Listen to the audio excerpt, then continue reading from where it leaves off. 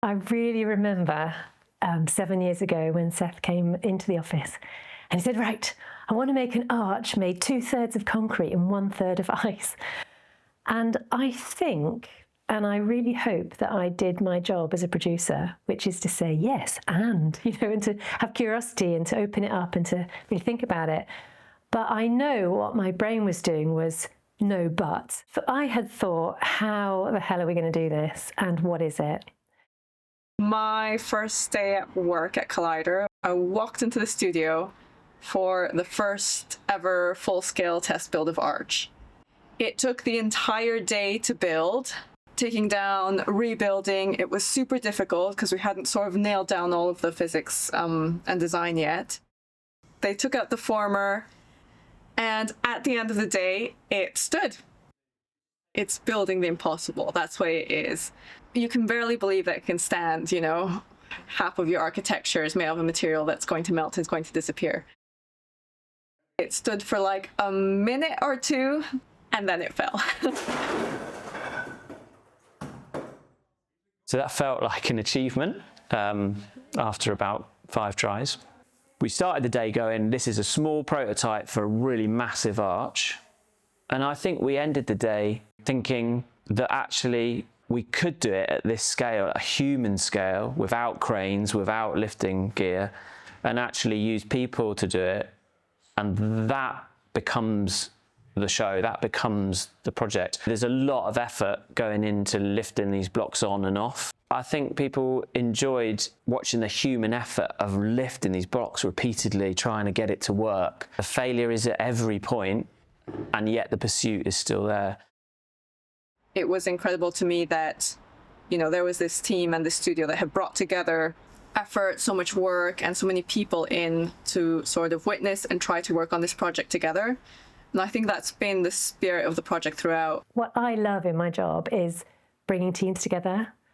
And for me, Arch is an absolute dream team. Each and every one has pushed this to be the best it can be. And Seth has led us through this creative journey with such spirit, because it isn't easy to imagine something new for the world. I don't think it's easy.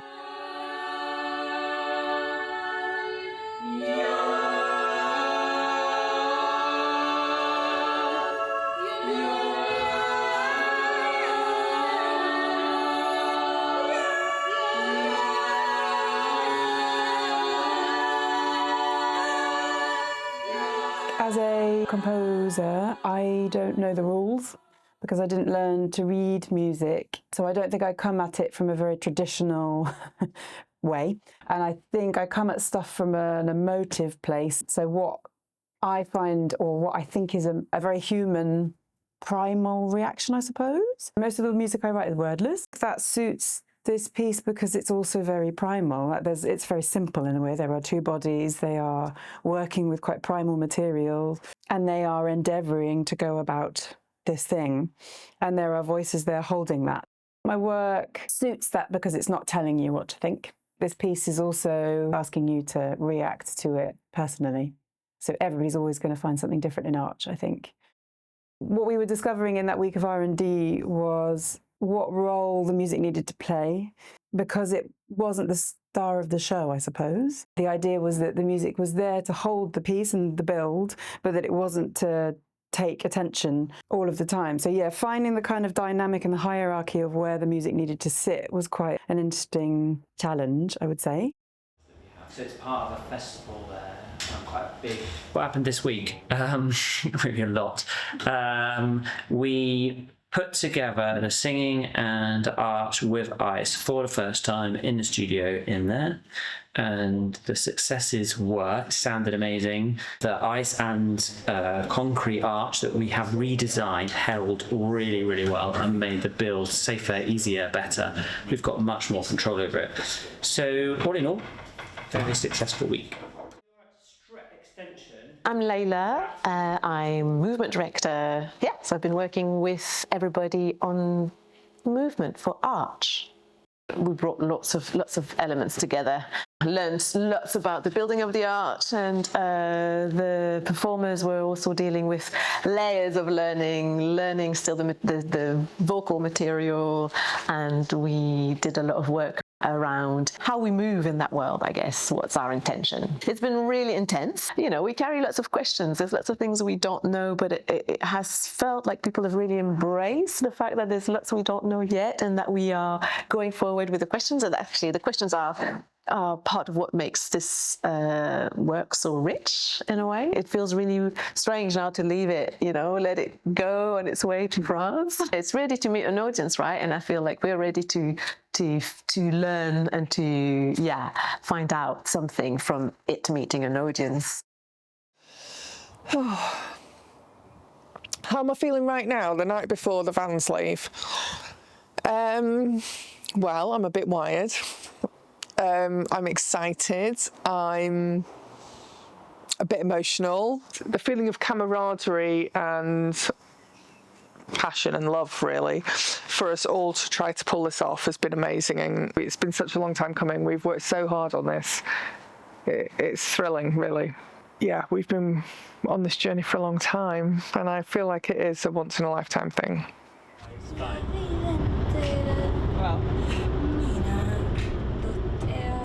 This has been the most complex project I've ever worked on, and an absolute career highlight for me, because the task in organising it kind of mirrors the artwork in that it's next to impossible. The logistics of touring and organising a tour when you have to get ice and concrete and people on different days from different places, you have to get them all at the right place at the right time.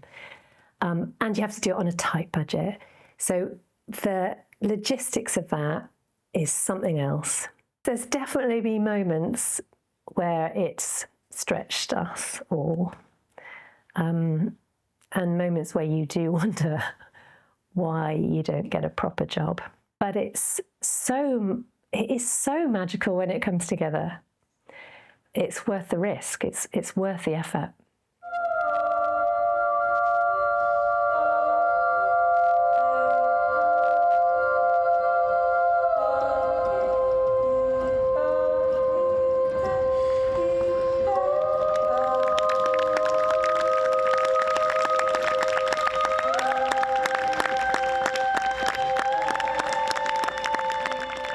I guess when you do these things, sometimes you're working like 19-hour days and lifting heavy blocks. And there are definitely moments where you go, am I doing this? And I guess you do it because somewhere there's the potential for transformation in the audience, and you're working really hard towards that. So we have to keep everybody fit, healthy, happy, joyful, up, remembering that this is all a choice. And I guess we will perform to thousands of people in that time, and so hope that we get a reward from that in terms of how the work lands with people, how we see it landing with people. I think that this is a bit of a change. It feels like a landmark artwork in Seth's career, in his practice. It's a bit of a different beast in some ways. There's something in the materiality that is really relentless, that is really, like, you can't deny it. These ways that bodies have of performing and then meeting those static materials. There's an emotional charge, and there's a type of sharing that just has a slightly different flavor from some of the things that he's done before.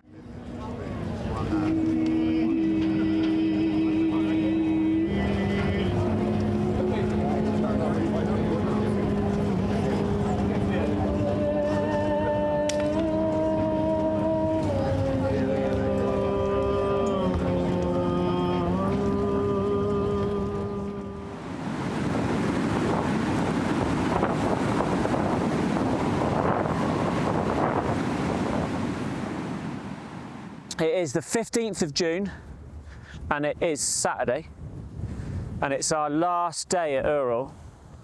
And we are going to do a show at 9:45, which will finish at about midnight, and then we are going to do a show at 4:30 a.m. which basically, once we've set up the 4:30 a.m. show, after this show, will give us about 2 hours sleep in between. It's a relentless environment to work in. I mean, it's great working in public space. There are different challenges. If you're in the middle of a city, you've got drunk people to contend with, or noise, or all sorts of things. If you're on a beach, you've got the elements to contend with, and yeah, it's definitely full on. Someone said to me today it was the most moving thing they'd experienced in the festival, which means a huge amount, because then when people say that, you're like, oh, it is worth the effort, because really sometimes it feels like it's not. We found the edges of what's possible with the show. I hope not at the expense of the people in it, people working in it.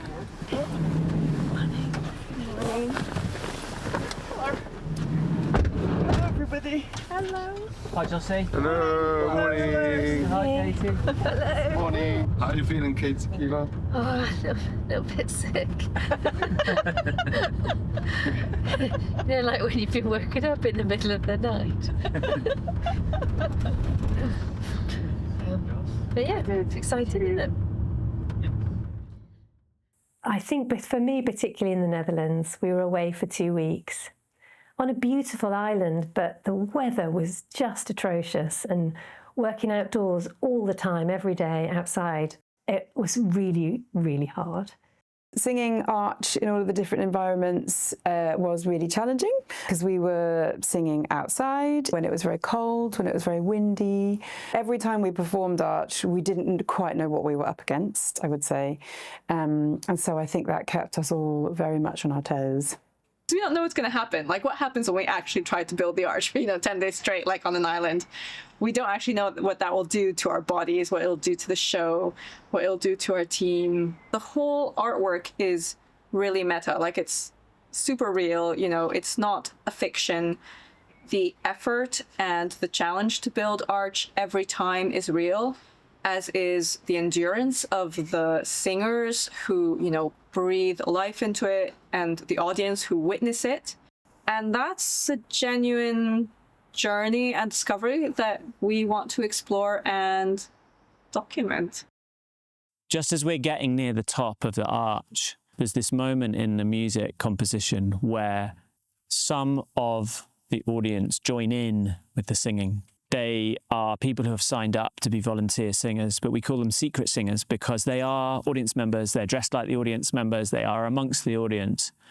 So then there's this moment in the show where suddenly a new thing happens for the audience, where the people around them or beside them, suddenly their voices come into the show space, into the artistic work.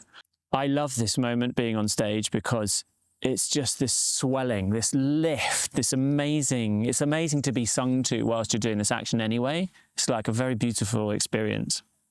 But then to have these other voices join in, it's like this lift, this swell.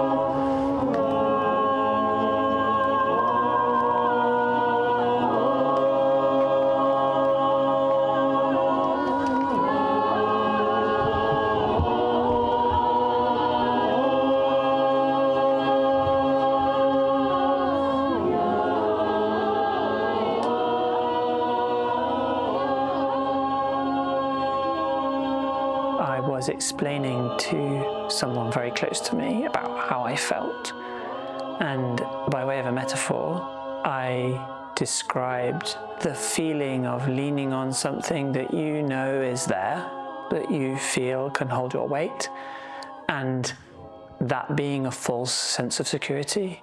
I began to think, well, this relates also to my feeling right now about the world, about how I feel the state we are in as animals within a system.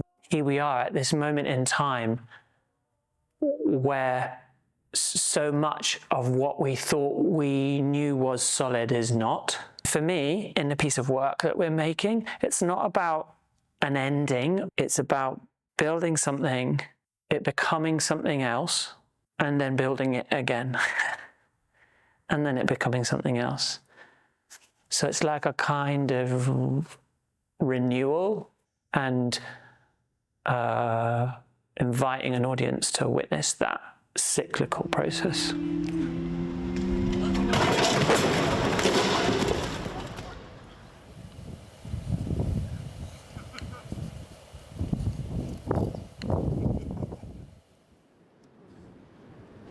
It's one of those moments you know it's going to happen.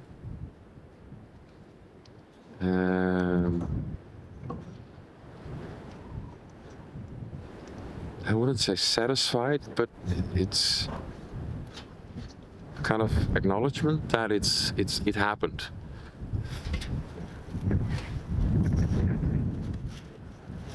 And afterwards, there was a bit of sadness because the moment had gone. She kind of lived up to the moment, and then it's past. But it's life.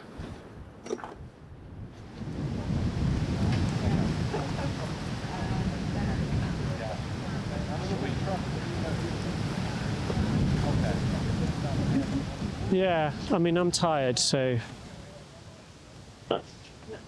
honestly, I'm quite pleased in some ways. It's been a really amazing tour, like to present the work in so many different landscapes. I don't think I expected to present it in so many different contexts like we did.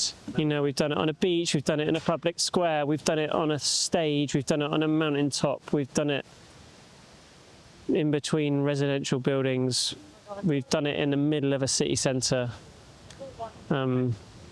It's really quite a big range of contexts to present it in. And when I first started out doing this project, people would say, well, where's the ideal place for it? And I could never tell them. And so it's great to have done 6 months of presenting it in all sorts of different places. Our lives have changed alongside doing the tour, really, in quite significant ways, and it's hard. It's a hard thing to do. Yeah, I'm quite tired. We're going to do arch again, or are we going to make art again? Probably carry on making art, because like, what else am I going to do? Yeah, I imagine we'll build it again.